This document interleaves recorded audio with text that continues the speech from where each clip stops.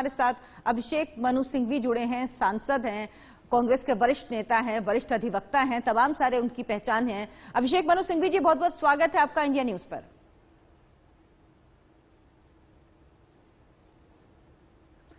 Sir, आपको आवाज मिल रही है हमारी?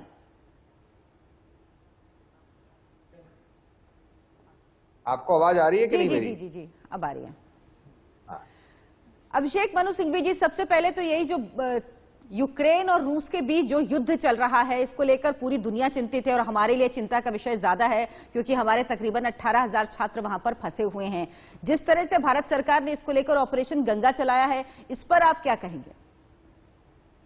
देखिए, ये एक बहुत ही दुखद प्रसंग है, ये एक बहुत ही त्रासदी है।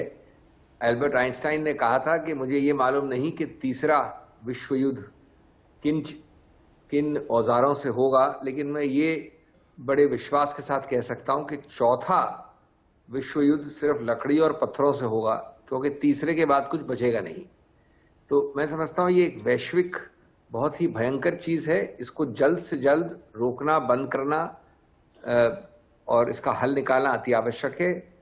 जहां तक ये तो हुआ एक जनरल बात, जहां तक आपकी बात है कि सरकार जो कर रही है ये बहुत आवश्यक है, सराहनीय है, और इसमें ज्यादा बढ़ोतरी कर सके किसी भी तरह से। और इसमें सिर्फ एक वायुयान से नहीं हो सकता ये काम जो हमारे बच्चे हैं, हमारे विद्यार्थी हैं, उनको कई तरीकों से, और सबसे ज्यादा प्रभावशाली तरीका होगा रोड से, क्योंकि जो वहां के पश्चिम की तरफ और बाकी सिकुड़े हुए देश हैं जो टच करते हैं इस देश को, यूक्रेन को, ही अग्रसर रूप से इसमें सहायता देने को तत्पर हैं।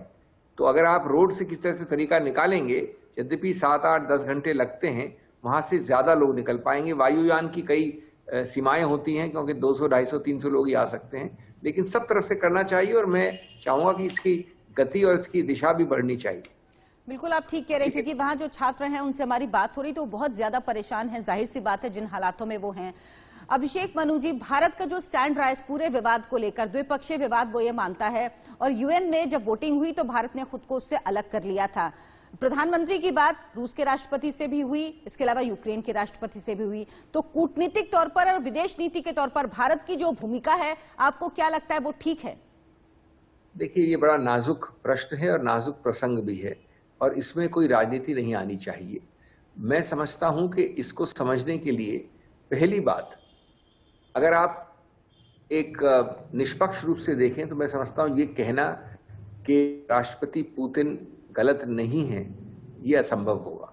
सभी लोग मानते हैं कि उन्होंने शुरुआत की, उन्होंने ये भयंकर युद्ध छेड़ा है, तो गलत तो है, लेकिन साथ साथ भारत को, और ये हर देश के लिए सही है, विदेश नीति में सिर्फ एक ही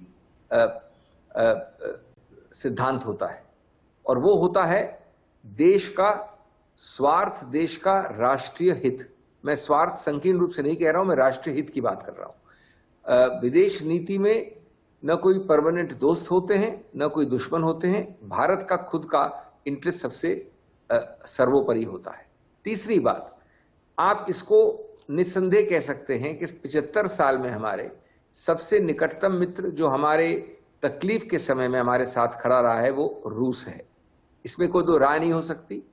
नंबर 4, मुझे तो बल्कि थोड़ा ये भी बुरा लगता है और भय लगता है कि पिछले कुछ वर्षों से हमने देखा है कि एक परसेप्शन बना है, एक आयाम सा बना है कि हम इतने करीब चले गए हैं यूएसए के कि रूस और भारत के रिश्ते थोड़े तनाव में हैं।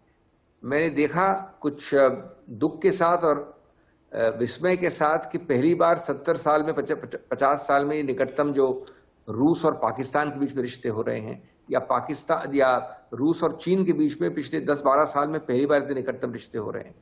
तो चौथा मेरा सिद्धांत इसके लिए, मैं भी आपका उत्तर देने वाला हूं 1 सेकंड में, कि जब आपके खुद के निकट पड़ोसी एक बदमाश पड़ोसी हैं यानी चीन, और दूसरी तरफ एक और बदमाश पड़ोसी है पाकिस्तान, तो ये अति आवश्यक हो जाता है कि आपके साथ एक बहुत बड़ा, एक बहुत विशाल देश जो सामर्थ्य रखता है और जो प्रभाव रखता है और जो दम रखता है वो आपके साथ हो।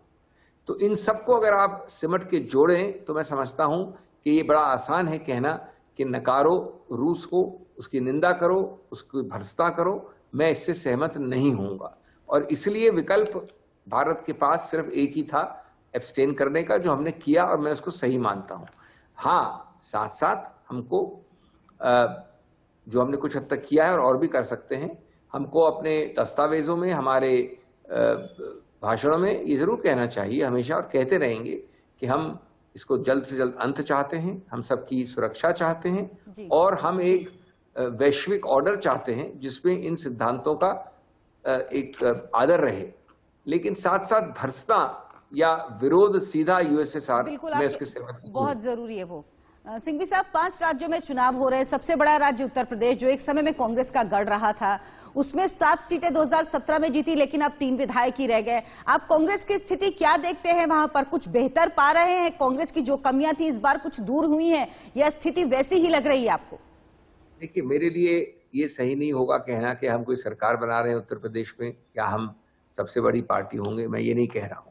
लेकिन आप देखेंगे कि कांग्रेस के परिणाम जो एक अपेक्षा है उससे कहीं कहीं बेहतर होंगे।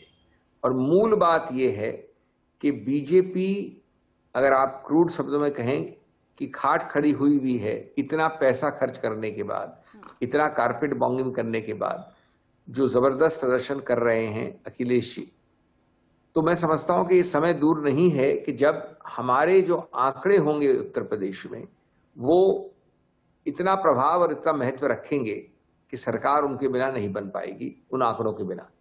सिंघवी साहब, सबसे ज्यादा स्ट्रांग आप लोगों की जो स्थिति थी वो पंजाब में थी, लेकिन कुछ महीने पहले ही अमरिंदर सिंह ने इस्तीफा दिया, उसके बाद पार्टी भी छोड़ दी, चन्नी साहब को मुख्यमंत्री बनाया।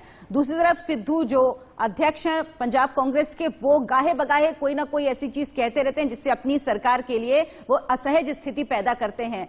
तो क्या कांग्रेस को इन चीजों का नुकसान होगा और जिस तरीके से कांग्रेस उतर सकती थी पंजाब के चुनाव में, उस तरह से नहीं उतर पाई?